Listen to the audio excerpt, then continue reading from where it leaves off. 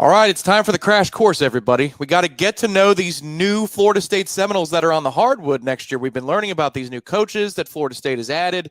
Head coach Loucks has filled out his staff. A lot of new names there, but the roster is starting to come into view. Is the overhaul complete? Ira Schoffel, managing editor of Warchant.com, has an excellent story available on the website right now for Warchant.com subscribers, looking at the entirety of the work that Loucks has done so far in his first month or so on the job here in Tallahassee. Ira, as you're compiling all these names, do you have everybody down with rote knowledge yet, or do you still have to consult the graph that you made that we'll put up on the screen here shortly in order to remind yourself all the work that Florida State's new head coach is doing?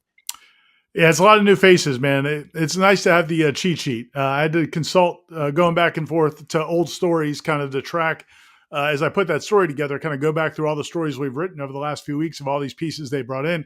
Really, there's only two returning players. Alir Malouk and A.J. Swinton are the only two guys from last year's team, and they were not huge contributors on last year's team. They both played probably about 10 minutes a game, averaged a couple points and a couple rebounds, so they were not huge contributors. They were role players, probably, seventh, eighth, ninth guys kind of in the rotation.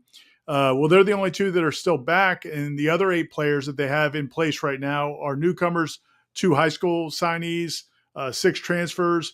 They'll be adding a few more in the coming days, but now we've got that group. There's 10 right now. This is really the nucleus. There's probably one more big player they have to add, and then a couple depth pieces. But yeah, man, for the first time, I think we got a good picture of what this basketball team is going to look like in 2025-26. So originally at the bottom of the screen, it said roster overhaul complete. Not quite, but the latest player to join the fold of Florida State, this happened on Friday, Martin Somerville of UMass Lowell. This is who figures to be Florida State's point guard. Ira, what do you know about either this particular player or what the backcourt is going to look like for Florida State? Because, again, the fans are probably like you or me. I'm going to put up the roster now on the screen. Like, who do they get again? Here we go. We'll go on the screen. What say you about Florida State's backcourt and all the work they've done now? Yeah, now Martin Somerville is a really interesting player. He was not super highly recruited coming out of high school. That's why he went to UMass Lowell. He actually finished up his high school career in California, played some with Overtime Elite, which is a pretty prestigious prep school kind of route that, for players that are kind of trying to build up their resume going into the college ranks. And he ended up going to UMass Lowell, but really stood out pretty much immediately.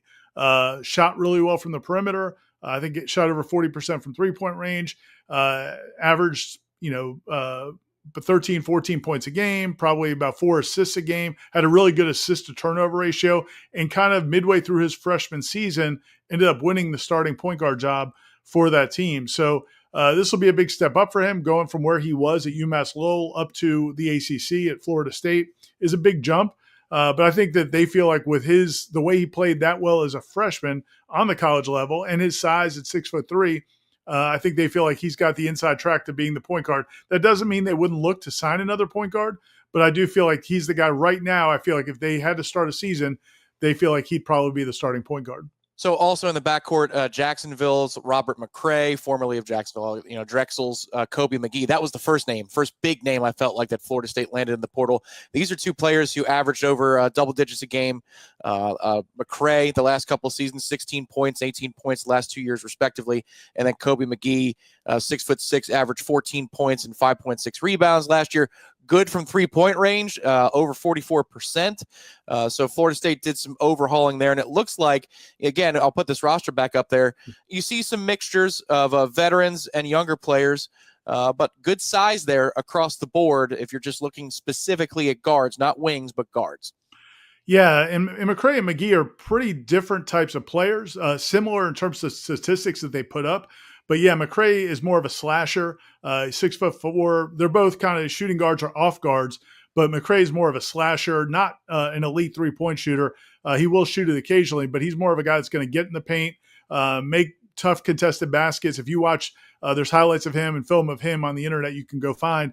And he's a guy that isn't afraid to go inside, draw contact, make plays around the basket, get to the free throw line, more of a slasher type guy. He may end up being the number 1 scoring option. I think he's not quite as tall as Jamir Watkins, but I think it's that style of play that Jamir, especially 2 years ago, really played with. And then, as you said, Kobe McGee is definitely a very good outside shooter. Has shot it really well at a good program, and he's also 6'6", which is nice. I like a shooter that's got some height because he can get off his shot. He doesn't have to worry about guys getting up in his face. So yeah, I think those are really nice. I think if you were looking at it right now, your guess is that that's going to be your starting backcourt. You're going to have basically your point guard will be Somerville, and then those two guys will be your wings. And then as you move forward, you'll have two more players inside. But it's a pretty healthy group. It's not. I don't know that there's one of the comments when we put up the story on our message boards, the Seminole Hoops board. Somebody asked, like, okay, who's going to be the guy? Who's going to be the top guy? Who's going to be the star of this team, like Jameer Watkins was supposed to be? And I don't know that they have that. Maybe McCray, especially if he kind of has the year he had 2 years ago. He kind of, for whatever reason, this past season, his scoring dipped a little bit, but also his shooting percentage, both from the field and from three-point range, kind of dipped this year. So if he goes back to the form from 2 years ago, yeah, I mean, he definitely could be that guy. But also it looks like it's going to be some guys with varied skills that maybe can play well together. And now to the front court, one of the large names that Florida State got in terms of interest from other schools is Alex Steen, Florida Southern's. Alex Steen, 6'9", a little under 230 pounds, Ira, and he's averaged a double-double each of the last 2 seasons in college basketball. That'll open your eyes, especially because Florida State, you're trying to add more size down low. I know that they're not done necessarily there in building the roster, but nearly 18 points a game, over 10 rebounds a game last year. And you pair that with another ACC transfer. This is Chauncey Wiggins from Clemson, who played awfully well against Florida State last season. But those are the two headliners. What do you see with Florida State's front court and the work they've done there? Yeah, Wiggins is a guy that, as you said, I think he had 11 or 12 points and probably 7 or 8 rebounds. I feel like both times he played Florida State this past season, he was not one of Clemson's best players. They had a really experienced veteran team, and he was kind of one of the first guys off the bench. But as you said, he had games where he just kind of really took over, and he had some really big games in some against some really good opponents. So he can definitely play. I think the hope for Florida State is, okay, if you're one of our main guys, you actually get the opportunity to be on the court for 25, 30, 32 minutes, and you get coached by a staff that really is focusing on you. Then maybe, again, he was kind of a piece at Clemson, and he was on a very experienced team. So maybe this will be a better fit for him. But Alex Steen is probably the most polished of anybody they've signed. I think certainly anybody in the front court. It was at Division II level at Florida Southern. So this is a guy that's going to be stepping up in competition to come to a Florida State.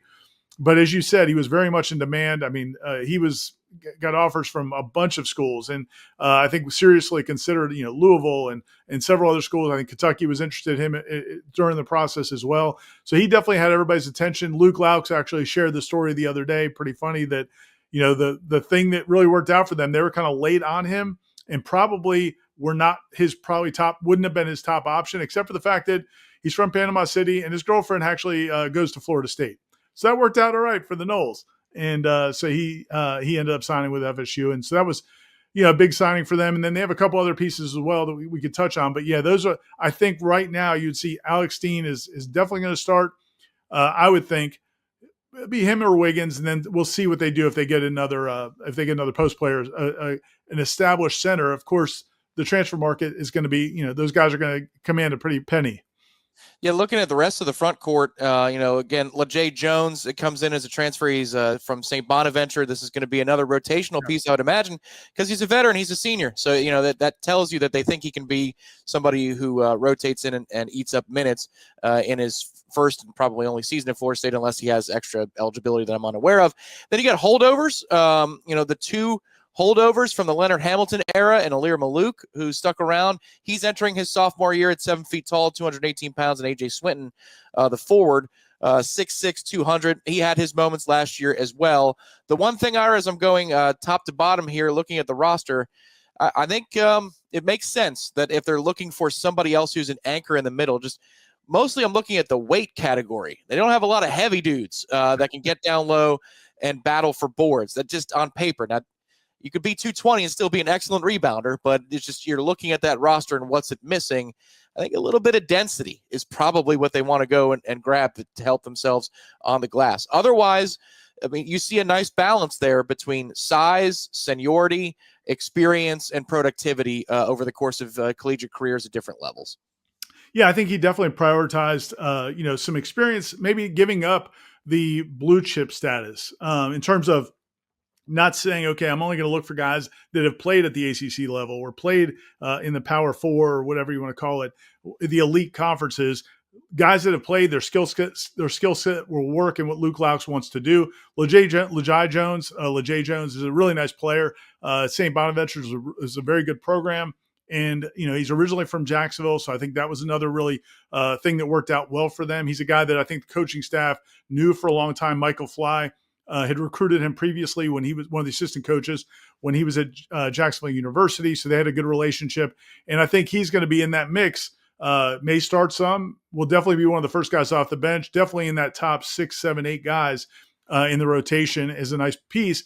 And then Alir Malouk is probably the biggest wild card. I think AJ Swinton, those two guys that they kept on the roster are both players that Luke Loucks really likes. He said last week that he thinks they both have a chance to be NBA players. But I think right now Alir Malouk is a guy that's probably closer, I think, to being what they need.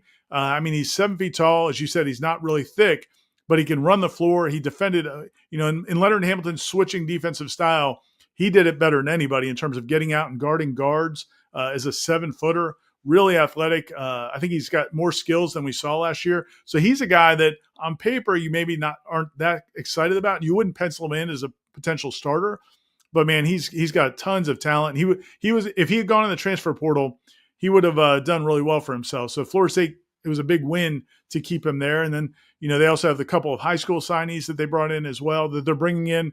And then, right now, so you're 10 players. Under the old rules, you could have 13 scholarship players. So they have at least 3 more spots to fill. With the House settlement, if that goes through, and we'll see how that all plays out, the roster maximums can change. So they may actually be able to bring in more players than that. We'll see how it shakes out. But at the very least, they're going to be able to bring in 3 more players. Well, I think that also raises the question, too, if it's 3 players or 4 or 5, how much in the way of assets do you have to go grab somebody who's proven, or are you trying to round out your roster with maybe developmental guys that can help you in a pinch or, again, help you, you can practice better with them. I'm trying to be kind, but we'll see, assets-wise, what Florida State has in order to make those next moves. But, Ira, this is fascinating now. Like, this really, you've been over at the Tucker Center the last couple of years, and this is going to look completely different. We'll see what it turns out to be on the court, but they're trying. Luke Loucks is coming from a completely different place approach-wise, and you can tell the coaching staff looks completely different, and now this roster looks completely different. So for you, is it just about looking at those final pieces for the roster, or what else has you interested between now and the time that they begin their camp later in the year? Yeah, I think you touched on it just before, talking about the size of the players. They don't have a lot of, big, thick, wide bodies. It is an athletic team. But, if you go back to when he spoke, not just at his introductory press conference, but when he spoke to the media about a week later in depth in that video, if people go back on Warchant TV, you can find that interview where he talked a lot more in depth about his playing style and his approach. And one of the things he talked about was he wants to be one of the fastest teams in the country, if not the fastest team in the country. He believes in playing at a frenetic pace. When he worked with the Golden State Warriors, when he worked with the Sacramento Kings, they want to get up and down the court and maximize possessions, not necessarily be the most efficient team in the world, but just really kind of push the pace, have a really well-conditioned athletic team. And so if you're going to go that route, maybe you don't want a 7-foot, 270-pounder plodding up and down the court. They don't want to walk it up and hammer it inside. They want to get out and go, have a lot of interchangeable pieces, which was really what Leonard Hamilton was doing when times were good. When this team was really rolling 5-6 years ago, that's what they were doing offensively. They kind of got away from the last couple of years just because of kind of how recruiting was going for them. But yeah, no, I think it's going to be an up-tempo style. Again, the proof will be in the pudding. The Luke Loucks has never been a head coach on the college level. He's never been a head coach at any level, really. So this is a new opportunity for him, and we'll see how it plays out. But, you do, like you said, you can see there was a method to what they were doing. A lot of guys who can shoot, a lot of guys who can really get up and down the court, a lot of guys who can defend. That was one of the things he really wanted. Guys are going to get after defensively. And it looks like you could see the the pieces fit what he said he wanted to do. We'll close out this video by wiping up the chart again, expertly built by Irish Raffel to give us, again, save this, print screen it, do whatever you need to do, and then print it out for yourself, and then get flashcards to let you to test your knowledge as we round out Florida State's roster over the next couple of months. We'll document that for you here on Warchant TV and warchant.com. Those are the names that are going to be defining year one of Luke Loucks' tenure at Florida State. Ira, appreciate the time as always. Thanks, Tom. We'll talk to you next time, everybody, right here on Warchant TV.